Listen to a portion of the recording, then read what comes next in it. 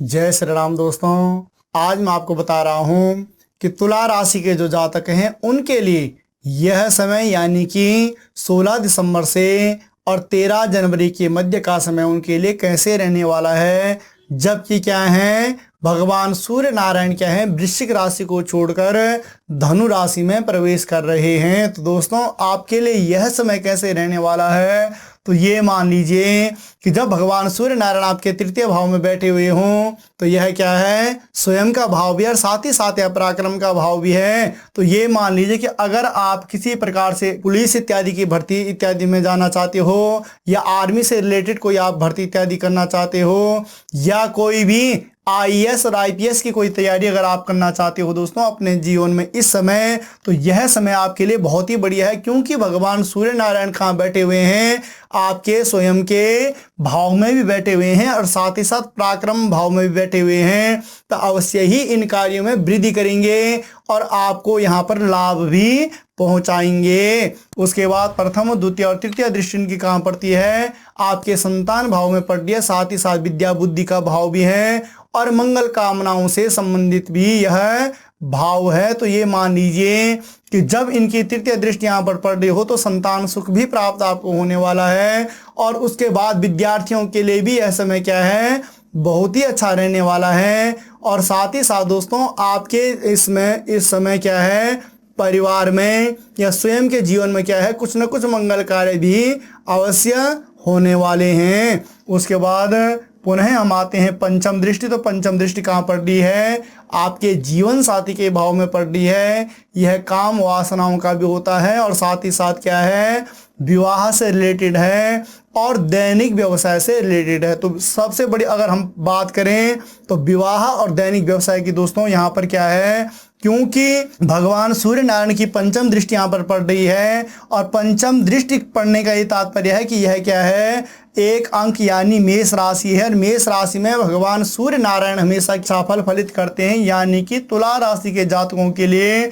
भगवान सूर्य नारायण के दृष्टि कोण से अगर हम देखें तो यह समय क्या है, बहुत ही अच्छा रहने वाला है। बहुत ही अच्छा रहने का ये तात्पर्य दोस्तों कि अगर वैवाहिक सुख आपको प्राप्त नहीं हो पा रहा था, यानी कि आपको एक सफल एक अच्छा जीवन साथी आपको प्राप्त नहीं हो पा रहा था, तो इस समय अगर आप प्रयास करते हैं तो अवश्य ही आपको जीवन साथी की प्राप्ति भी होगी और वैवाहिक जीवन में वैवाहिक सुख भी आपको अवश्य ही प्राप्त होने वाला है। और दैनिक व्यवसाय की रही बात, तो दैनिक व्यवसाय के लिए भी अच्छा है। अगर काफ़ी समय से दोस्तों आप अपने जॉब इत्यादि के लिए परेशान थे तो इस समय प्रयास कीजिए, अवश्य ही उसमें भी आपको सफलता प्राप्त होने वाली है। उसके बाद षष्ठम और सप्तम दृष्टि भगवान सूर्य नारायण की कहाँ पड़ रही है, आपके भाग्येश में पड़ रही है। भाग्य में जब पूर्ण दृष्टि भगवान सूर्य नारायण की पड़ रही हो तो ये समझ लीजिए कि जो आपका भाग्य है यह क्या है, अच्छे प्रकार से इस समय फलित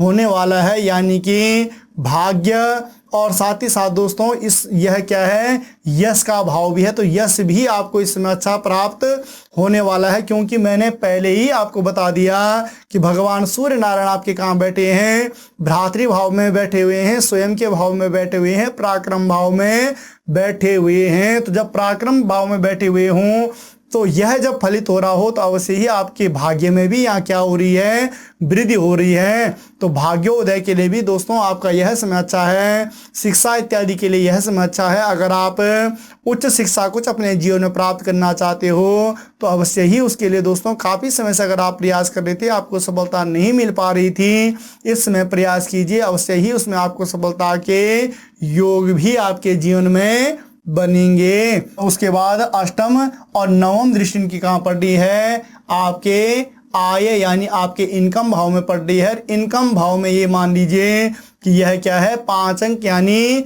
सिंह राशि है। तो ये मान लीजिए दोस्तों भगवान सूर्य नारायण जब भी सिंह राशि में इनकी मतलब सिंह राशि इनकी स्वयं की राशि है, तो जब इनकी नवम दृष्टि यहाँ पर पड़ रही हो, यह है भी किस चीज़ का भाव, आपका इनकम का यानी आपके आय का। और आय के भाव में जब इनकी दृष्टि पड़ रही हो, स्वयं के लिए भी अच्छा, साथ ही साथ संतान के लिए भी बढ़िया, जीवन साथी इत्यादि के लिए बढ़िया, काम वासना के लिए बढ़िया, विवाह, दैनिक व्यवसाय के लिए अच्छा रहने वाला है, भाग्योदय भी होने वाला है। दोस्तों यह इसलिए मैं कह पा रहा हूं क्योंकि यह भाव ऐसे हैं आपके भाग्य और आय, ये दो घर ऐसे हैं कि यहाँ पर कोई भी ग्रह बैठता है, चाहे वह सौम्य ग्रह होता है चाहे क्रूर ग्रह होता है, वह अवश्य ही अच्छा फल फलित करता है। तो जब इन चीजों का सुख हमें प्राप्त होता है, जब स्वयं का सुख भी प्राप्त होता है, संतान इत्यादि का, विद्या बुद्धि का हमें प्राप्त होता है, साथ ही साथ